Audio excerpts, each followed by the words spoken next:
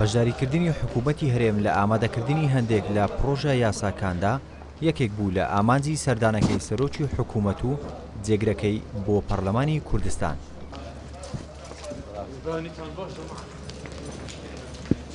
بەتایبەتی ئەو پرۆژە یاسایانەی ئیلتیزاماتی دارایی لەسەر حکوومەتی هەرێم دروست دەکات.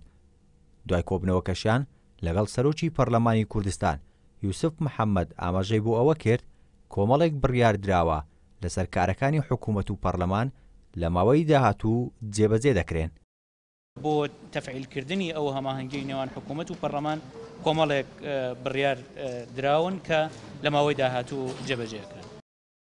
بەپێی زانیاریەکان سەرۆکی حکوومەت باسی لەوە کردووە کە بەشێک لە ئەندامانی پەرلەمان بە هەناسەی ئۆپۆزیسیۆنەوە کار دەکەن و ڕقنە لە کارەکانی حکوومەت دەگرێن. سەرۆکی حکوومەتیش ڕایگەیان بۆ ئەوەی زیاتر هەماهەنگیان هەبێ و بۆ ئەو تەگەر و کێشانەی دێنە پێش و چارەسەرکردنیان کۆبوونەتەوە. بۆ چۆنیەتی کارکردن بۆ ئەو یاسایانەی کە لە ناو پەرلەمان باسی لێ دەکرێت و بۆ ئەو تەگەر و مشکیلانەی کە دێتە پێش و چۆنیەتی عیلاجکردنی ئەوان بە شێوەیەکی گشتی کۆبوونەوەی ئەمڕۆی ئێمە کۆبوونەوەیەکی باش بوو و ئەم کۆبوونەوانە لە داهاتووشدا بەردەوامدا.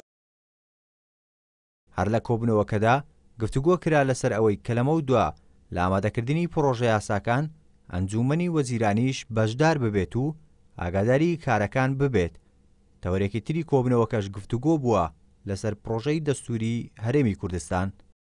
پرۆژەی دەستور باس کرا بەڕێ سەرۆکی پەرلەمانی کوردستان و سەرۆکاتی پەرلەمان هەندێک زانیاریاندا بە سەرۆکایەتی ئەنجومەنی وەزیران سەبارەت بۆ قۆناغانەی کە ئێستا دوای پەسەندکردنی یاساکە لە پەرلەمانی کوردستان کە ئێستا کارەکەن لەسەر ئەوەی کە چۆن ئەو لیژنەیە دروست بکرێت بۆ ئامادەکردنی دەستورێکی نوێ.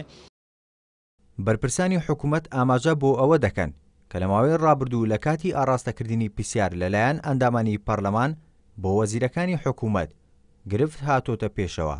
بۆیە لە کۆبنەوەکەدا باس لە چارەسەرکردنی ئەو گرفتانە کراوە. لە دوای پێکەنانی کابینەی هەشتی حکوومەتی هەرێمەوە ئەوە چوارەم کۆبنەوەی حکوومەت و پەرلەمانی کوردستان بووە لە نێوانیاندا. ڕێبوار کاکەی یەنارتی، هەولێر.